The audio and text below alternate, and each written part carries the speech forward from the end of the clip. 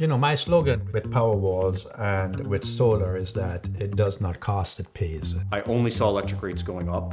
And if I could lock in the production of energy via my roof, then I'm kind of immune to rises in electric prices, which is fantastic. The amount of rebates and incentives you're able to access to make this not only affordable, but make a ton of sense. If I'm gonna pay my electric bill versus what I'm gonna pay for solar and backup power, and it's less than what I'm paying now, why wouldn't I do it? Some people get concerned that, Northeast cold is an issue. With the Powerwall 3, temperature's not a problem. It has self-diagnostics and a heat system that takes care of all that, so I don't have to think about it.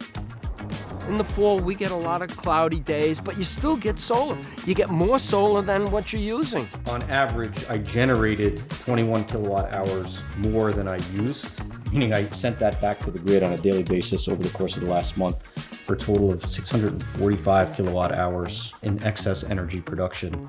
So over the course of the summer and part of the fall, we'll be sending power back to the grid, getting money, and then in the winter, that will offset our electricity cost.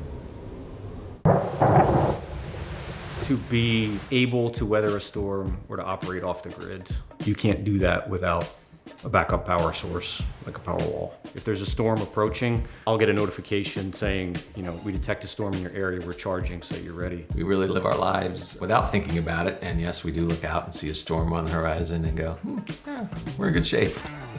I no longer have to worry about the cost of electricity. I don't have to worry about finding backup power during an outage. I don't have to worry about the cold winter days or the hot summer nights. It just works and I don't have to think about it. If you're concerned about the cost going solar versus what you're doing now, it's definitely a no-brainer.